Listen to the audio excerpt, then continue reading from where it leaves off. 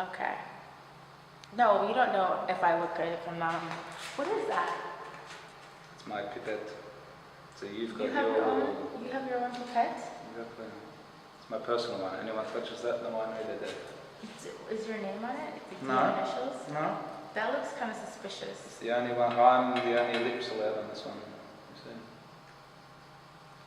How does someone know? How does someone decipher if it's yours when you don't have your name or Because initials it's on it? quite a specific looking pipette. I've had it for 12 years.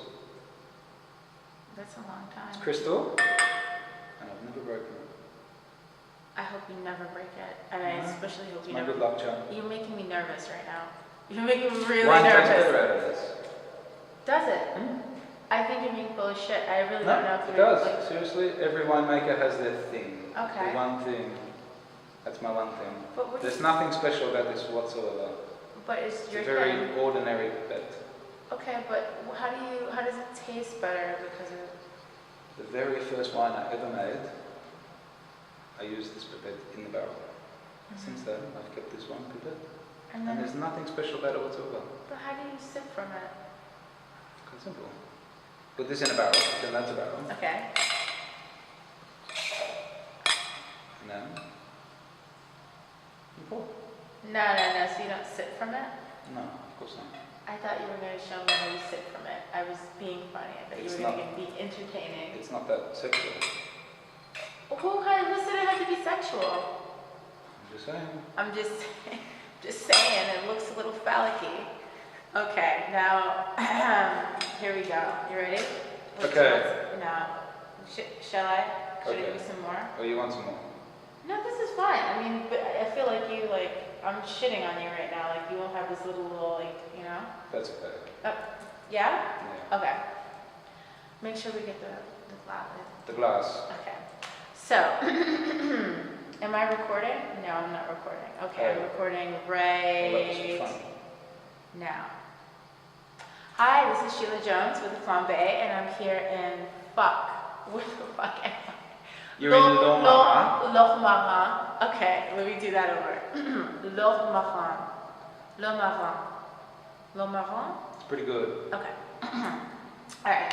So, hi, this is Sheila Jones with Flambe, and I'm at Lochmarin. I knew this was going to happen. This is going to take 10 minutes. Give me 2 seconds. Let me get into character. Hi, this is Sheila. Okay. Hi, this is Sheila Jones with Flambe, and I'm in Lochmarin, France. And I have Dale Clerk here, who is the man. He just blew my effing mind just now. So, can you tell us how you blew my mind? I'm not sure. I think I just introduced Sheila to the time machine. Instead of going forward with winemaking techniques, here we're going backwards to Roman times.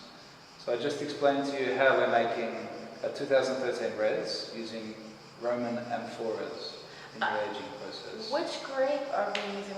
So we're using Grenache Syrah, which is Okay. a typical blend here in the Luberon. So 60% Grenache, 40% Syrah. Okay. Normally, traditionally, this would be fermented over 30 days, temperature controlled, boring, put into oak for 8 to 18 months, depending on the winemaker, then blended together, put into a bottle, boring. Mm-hmm. So just to make our wines a little bit different, to stand out from the crowds, we've gone back in time. Instead of using oak, we're using wooden casks during the fermentation process Okay. to soften tannins, and then we're spending 6 months in amphora. The wooden casks are where do we get them from? Are they? Basically made from French oak. Okay. They're just oversized barrels, All right. massive oversized barrels, which we can get into Yeah. carbonic macerations. We can get in there and plunge, phenol, get That's the fermentation going. okay. And then you put them in Amphoras. amphoras, and I haven't even gotten shit faced Yeah, yet. I haven't even gotten wasted. Amphoras, Exactly. which are basically what the Romans, what they were using back when to just Exactly actually right. Exactly right. I think winemakers these days, they're looking for the next new technique. They're looking to do something different going forward. Okay. So who made these amphoras? Like, do you have It's some like handmade, locally? handmade by some guys in the mountains in Italy, Okay. who I went and looked for. Like you randomly found a mountain and you Yeah, found these guys. I went back, Google, God bless Google, Okay. found the mountains where this particular terracotta clay was produced. Okay. Went into the mountains with William Chase, had a look. They found the right amphoras. William Chase brought them back here, said have a go. You really went into the mountains and Yeah. you went back and retraced what. Yeah, because Was they're not available off the shelf. They're not Right. like barrels, they're not like tanks. Yeah. You can't ring 10 different suppliers and get the right price and bring them in. So what happens if this takes off? Because I'm assuming that if it's not readily available, like you gotta That's go what back. makes to the wine special and sellable at the end of the day, isn't it? Okay, yeah. You can't buy it off the shelf. Yeah. Not everybody's doing it. I think we're the only ones here that are producing enough volume in amphoras. Here in France. Yeah. Okay. This smells like nothing I've ever. Look, it's two reasons. Carbonic maceration. Okay. So really, in our wooden tanks, taking Syrah fruit, making some really good, what Will Chase likes to call my cake. Okay. So we're taking hand-picked berries into the wooden cask, machine-picked through a cask, through a crusher, Okay. then in, layered by layered. So the weight of the whole lot basically commences a fermentation process inside each berry, Wow. which gives off a lot of different gases, a lot Okay. of different things going A on. lot of things are happening there. Yeah. So then you end up with basically a really fruity wine, which then we can take out, put into amphoras, and give a really mineral complex to that. Instead of giving an oak structure to it, Right. we're giving mineral through the natural terracotta. So back when they were using the terracotta amphoras, the wine was very, it wasn't stable. No, exactly. So I guess that's where we do influence a little bit with modernisation. So we Okay. take that out 6 months, and it's a weekly process of analysing this wine and making sure that it's all within the criteria that we want it to be. We can then take it out, blend it all into stainless steel. So it's a combination of old, new and ancient techniques. Right. Bring that together and say that basically what we're producing today is a combination of thousands of years of winemaking techniques. Okay, so I'm really excited. This is going to be Yeah. the first time. I'm probably one of a handful of people to taste anything. Very limited amount, yeah. I Like think this. only 3 or 4 people have tasted this wine.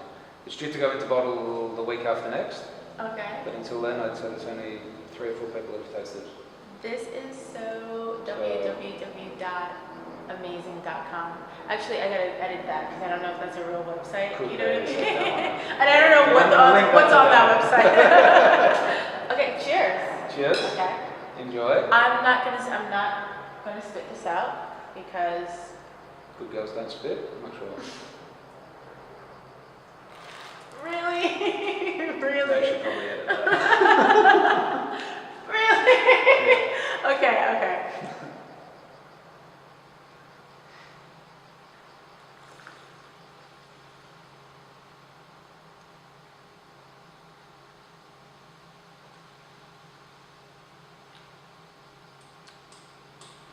I don't know how I feel about it. It's just different. It's different, but it's not like, I don't know, I expected it to be like, I don't know what I expected, but I guess the objective for this wine is classic Grenache Syrah blends. They're quite big, they're boisterous wines that you need to sit in bottle for 2 or 3 years, let it age before you want to bring it out. This is a completely different ballgame. You want to slightly chill it and drink it straight away. what would be could you age this? Because like I said, I mean, Actually, when you're selling it, is it going to be in a regular bottle? Like how is that? We're actually going to funk this right up. We're going to Okay. funk it right up. I guess here in the south of France, anywhere in France, you have a very classical bottle, very classical, traditional label, Chateau Constantin, that's our theme. This is a different wine, so I guess Will Chase and I, we spoke about this and what his love with this place was, and he talked about it to me one day about this being almost like his mistress, this property. Right. So I came up with the idea of using the wine label Madame Constantin. I So it was love like a that. burlesque, which is really cool with this wine because it's fruity, it's exotic, it's fun. So we're actually going to produce this under a label, a Williams Chase, Madame Constantin, which represents the chateau that we're in still, a burlesque rouge. What's interesting about this is that I would have assumed, because wine back when tasted horrible, it was like, it's assumed that it tasted horrible because like they weren't the same techniques that we have as far as keeping freshness. Yep, It was more for it daily wasn't- consumption, right. exactly. So I just kind of didn't know what to expect, but this is good. I don't know if anyone can tell the difference, or not tell the difference, but I don't know if someone could say, this tastes like it was made in like. I don't think anyone. No, exactly, and I think that's Yeah. probably the idea with this wine, was to make it really unassuming, fun, Right. slightly serious, but still fun, drink it now, type wine, that isn't going to cost you an arm and a leg. Yeah. How much is this going to sell for? Look, US prices, Let's do euros. euros, I think we're probably going to have that for sale retail at about 10 euros a bottle. That's it's not, yeah, it's not going to be an expensive wine, that's not the objective.